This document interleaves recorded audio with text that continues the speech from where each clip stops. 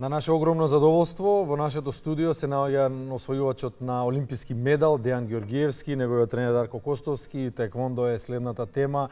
Новото турнирско злато на Дејан Ѓорѓиевски, кој што го прескокна овој олимписки циклус кој што е зад нас во Париз, меѓутоа е со силна најава за она што следува. Ќе им кажеме добро утро и на двајцата. Добро утро.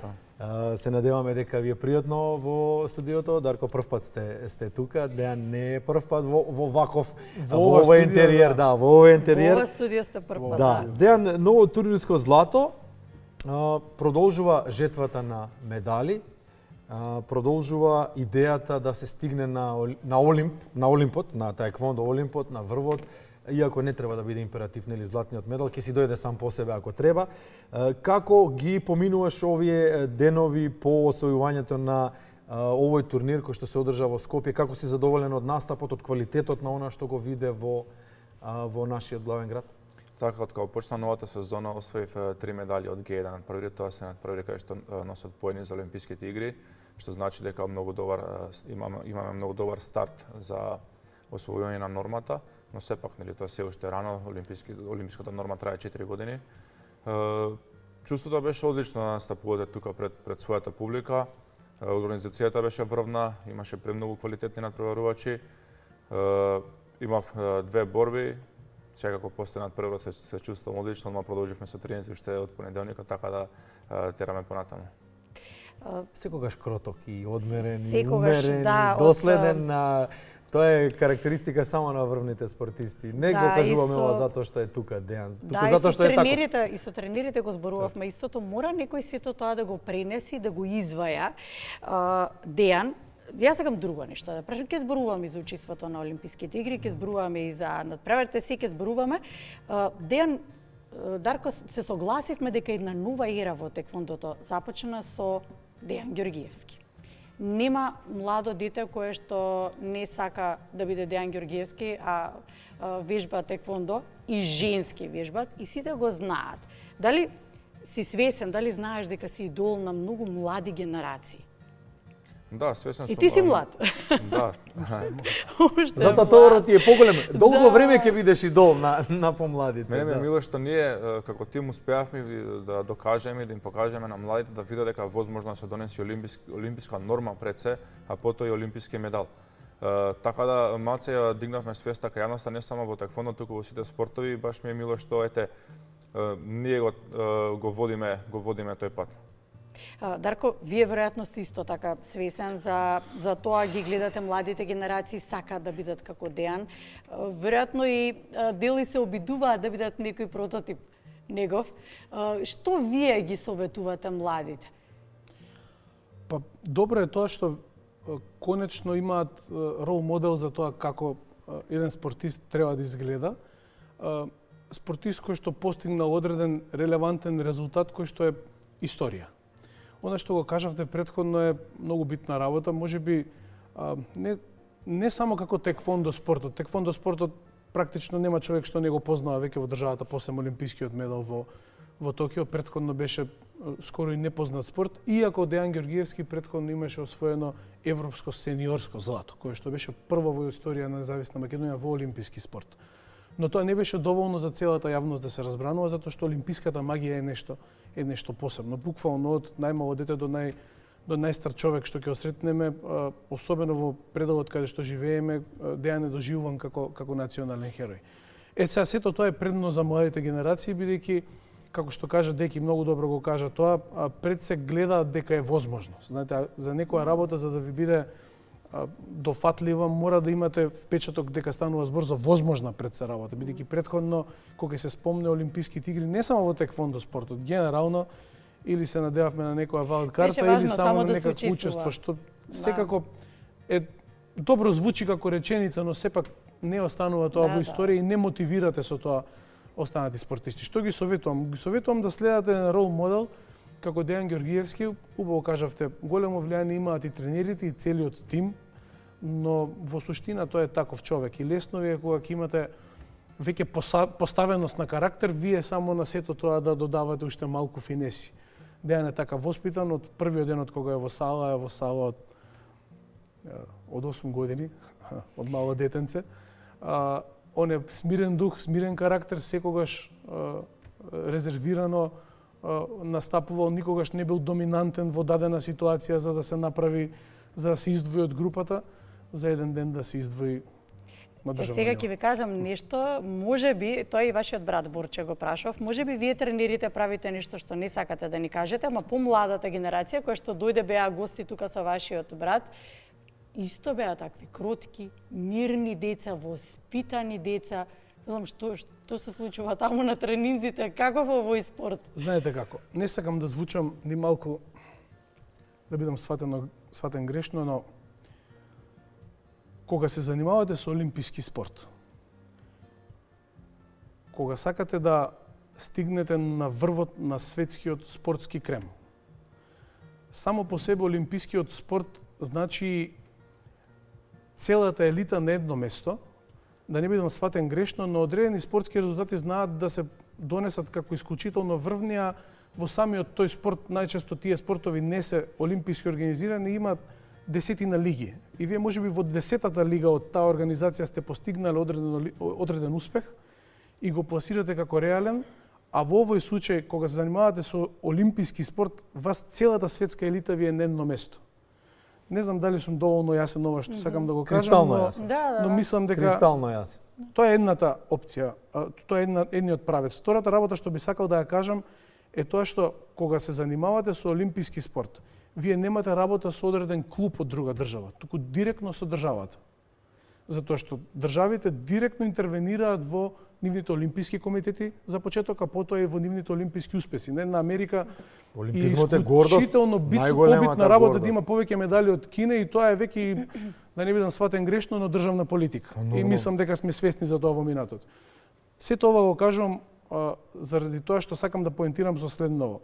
Вие мора да изградите сериозен пристап. На тренинг не се доаѓа за да се рекреира, кај нас во Теквондо клуб Бутел, туку се доаѓа за да се обидеме да бидеме најдобри на планетава. И не може еден спортист да си дозволи да биде поинаков од тоа што е Дејан Ѓоргиевски, што е веќе квалитетен модел и сите следни генерации. Доколку забележуваме дека има отпорност на таа наша поставеност, особено на брат ми како главен тренер во клубот кој што ги поставува принципите, тогаш може и да се разминеме. И тука нема љутиш, бидејќи не постои друг начин освен таа кристална дисциплина која што е јасно забележлива кај спортистите и практично нема шала. Океј, тука сме и за подобро здравје, тука сме и да креираме карактер, тука сме и да го креираме борбениот дух, но пред се тука сме да ја направиме Македонија повторно горда со уште по некој олимписки медал, што се надевам дека нема да застанеме таму каде што Дики. Колку На тој пат ни недостасуваше во Париз, така малку нам спортските новинари, барем мене, јас верувам и на целата македонска јавност, ни недостасуваше појавата, насмевката, ведриот дух и секако резултатите. Како ќе се одвива патот до Лос Анџелес, како Дејан ќе ги живее сега овие години што доаѓаат, нели? Па така, сега за разлика од претходниот пат, претходниот олимписки циклус за Токио имаме многу поголемо искуство. Како што напоменав на почетокот, тренавме многу добро. Од првите 3 надпревари имаме 3 медали. Продолжуваме понатака. Цел оваа година ни е светското првенство, што тоа носи многу поени, така да се надам дека таму ќе донесеме медал, пред се здравјето да биде како што треба, да нема никакви повреди. И тренерот го крои планот и верувам дека ќе успееме пред се да освоиме олимписка норма. Ќе внесеш ли некои новини? Постои ли нешто ново што се учи во теквондото? Ќе внесеш ли некои новини во тренинзите со работка со некои други меѓународни фактори? Знаеме земји кои што се силни во овој спорт.